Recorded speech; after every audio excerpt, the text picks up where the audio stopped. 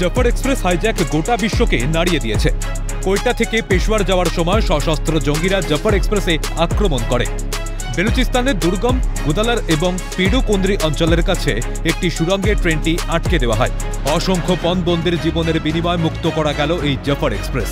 এই ছিনতাইয়ের দায় স্বীকার করেছে বালুচ লিবারেশন আর্মি। বিএলএ এবং পাক সেনাদের মধ্যে সংঘর্ষ ক্রমেই তীব্র থেকে তীব্রতর হচ্ছে। কিন্তু কেন এই সংঘাত? পিছনে রয়েছে কোন ঐতিহাসিক প্রেক্ষাপট? বিএলএর যুক্তি 1948 সালের মার্চ মাসে প্রাক্তন শাসক কালাত খানকে জোর করে পাকিস্তানে যোগদানের চুক্তিতে স্বাক্ষর করানো হয়। জঙ্গিদের আরও যুক্তি এই যে পাকিস্তান সরকার বেলুচিস্তানের বিশাল তেল সম্পদ সহ অন্যান্য খনিজ শোষণ করছে। তা সত্ত্বেও পাকিস্তানের দ্বিচারিতার জন্য বালুচ জনগোষ্ঠী চরম অর্থনৈতিক দুর্দশার সম্মুখীন হচ্ছে।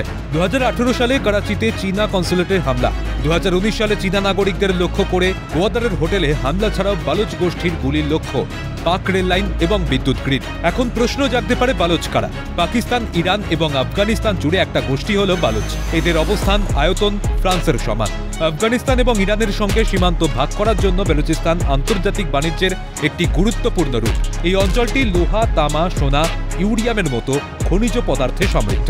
অর্থনৈতিক মূল্যের বাইরেও বেলুচিস্তানের ভূ রাজনৈতিক গুরুত্ব রয়েছে। গোয়াদার বন্দরের উন্নয়ন বেলুচিস্তানের ভূমিকা আরও বাড়িয়েছে, যা মধ্য এশিয়াকে মধ্যপ্রাচ্য এবং দক্ষিণ এশিয়ার সঙ্গে জুড়ে দিয়েছে। 19 শতকেও বেলুচিস্তান ব্রিটেন এবং রাশিয়ার গ্রেট গেমের কেন্দ্রবিন্দু ছিল। এত গুরুত্ব থাকা সত্ত্বেও প্রদেশটি পাক সরকারের সৌজন্যে আজ অর্থনৈতিক অবনয়নে ভুগছে, যা স্থানীয় জনগণের ক্ষোভের বারুদে আগুন লাগিয়েছে। 2004 সালে বিএলএ বালুচ জনগণের স্বাধীনতার জন্য পাকিস্তানের বিরুদ্ধে সহিংস সংগ্রাম শুরু করে। বেলুচিস্তানের অবেলুচ সংখ্যালঘুদের বিরুদ্ধে সন্ত্রাসী হামলা চালায়। পাকিস্তান 7 এপ্রিল 2006 তারিখে বেলুচিস্তান লিবারেশন আর্মিকে একটি সন্ত্রাসী সংগঠন হিসাবে ঘোষণা করে। 2009 সালের মাঝামাঝি সময় বেলুচ কর্মী ব্রহ্মদাগ খান বুক্তি বেলুচিস্তান বসবাসকারী অবেলুচদের হত্যা করার জন্য বেলুচিস্তানবাসীদের প্রতি আহ্বান জানান।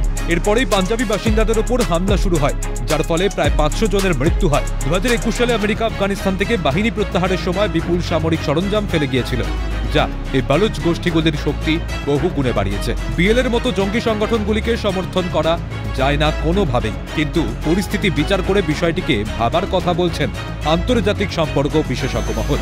Calcutta television network.